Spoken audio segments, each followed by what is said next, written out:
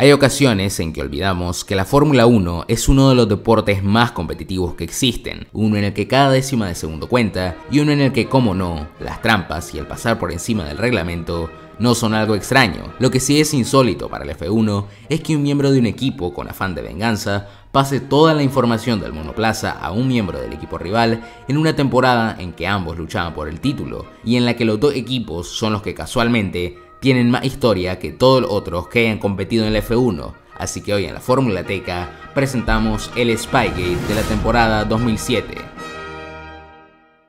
Tomemos como punto de inicio de la historia el año 2006, en el que Ferrari afronta el fin de los años maravillosos, aquellos años en el que con el Dream Team de la Fórmula 1, con Michael Schumacher al volante, Jean Todt como jefe de equipo y Ross Brawn como director técnico, Ferrari ganaba 6 títulos de constructores y 5 de pilotos seguidos entre 1999 y 2004. Todo esto llegó a su fin con el retiro del Kaiser ese mismo año 2006, lo que dejaba a Ferrari en un proceso de reconstrucción ante la retirada de Jean Todt a finales de 2007. A esto debemos sumar que Ross Brawn dejaba el equipo tras 2006 para tomarse un año sabático, antes de fichar por Honda para 2008, y así cuando entra en escena el protagonista de nuestra historia, Nigel Stepney, quien fue la mano derecha de Brawn durante todos aquellos años. Stepney esperaba que tras la retirada de su jefe de filas fuera él el elegido para tomar alguna de las vacantes. Sin embargo, Ferrari optó por renovar las posiciones más importantes dentro del equipo con italianos. Mario Almondo tomó el puesto que dejó Brawn, mientras que Luca Valdiserri sería el nuevo responsable de pista.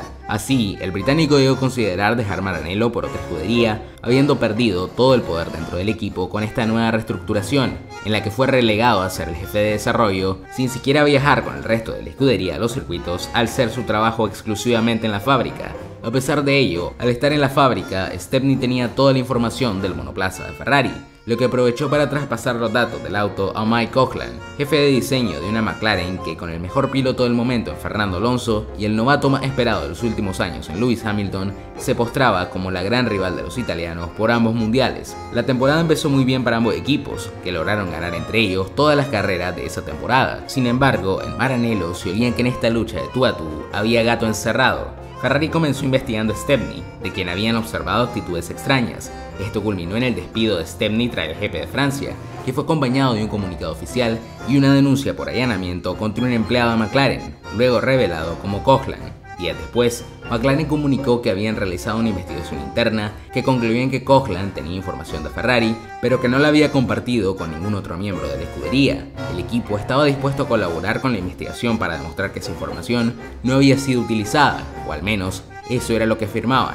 A finales del mes de julio, se realizó una audiencia donde la FIA determinó que el equipo McLaren había infringido el artículo 151C del Código Deportivo Internacional. Sin embargo, no se aplicó ninguna sanción al no estar probado que Coughlin la hubiera compartido con el resto del equipo. Mientras la FIA buscaba pruebas, el F1 debía seguir con su temporada. El primer fin de semana de agosto, la máxima categoría visitó Hungría para la 11ª carrera del año, y si la situación de McLaren no era lo suficientemente tensa, aquel fin de semana sería el pistoletazo de salida a la guerra entre Alonso, Hamilton y el jefazo de McLaren, Ron Dennis, cuando al inicio de clasificación el equipo ordenó a Hamilton dejar pasar a Alonso para que, acorde a lo planeado de antemano, este tuviera la pista limpia y así poder marcar el mejor tiempo. Sin embargo, Hamilton incumplió el plan y tras quedar por detrás de su compañero en la clasificación provisional, Alonso se colocó delante de él en la pista antes de que ingresaran ambos a cambiar neumáticos. Cuando los mecánicos cambiaron los neumáticos del español y le dieron la orden de avanzar, él no lo hizo y se mantuvo quieto durante unos 10 segundos,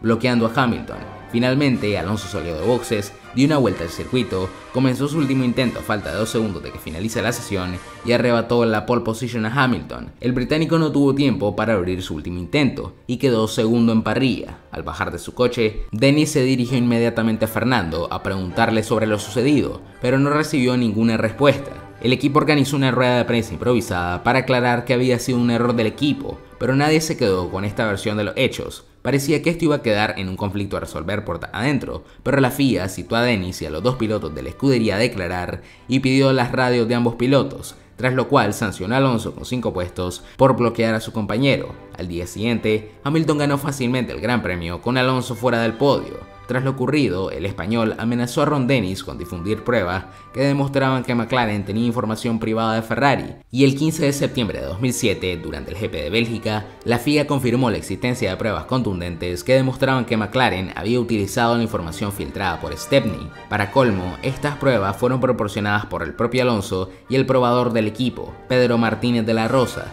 Los españoles otorgaron a la FIA correos electrónicos que databan de marzo, en los cuales quedaba en evidencia que la información robada circulaba dentro del equipo de Woking. Los ingenieros de McLaren conocían como mínimo el reparto de pesos, el sistema de frenos e incluso estrategias de carrera de la escudería italiana. Días antes, la FIA había solicitado información tanto a Alonso y a De la Rosa como a Hamilton, amenazando con duras consecuencias en caso de ocultar algo, pero el británico se negó, afirmando que no tenía nada. La multa del equipo McLaren fue de $100 millones, lo que hasta día de hoy la coloca como la multa más grande en la historia del deporte. Los de Woking fueron descalificados del Mundial de Constructores y debían presentar su chasis de 2008 antes de terminar 2007. Sin embargo, los puntos de Fernando Alonso y Lewis Hamilton no se vieron afectados y se les ofreció inmunidad a cambio de cooperación. Finalmente, McLaren terminó perdiendo ambos campeonatos del mundo, con Hamilton y Alonso quedando un solo punto de Kimi Raikkonen, que había abandonado Woking rumbo a Maranello tras el fichaje de Alonso y la retirada de Schumacher. Así fue culminado el peor año posible para el equipo, el mejor auto, los mejores pilotos, pero también situaciones rocambolescas que lo hicieron perder ambos títulos, en el que por siempre será uno de los episodios más vergonzosos en la historia de la categoría.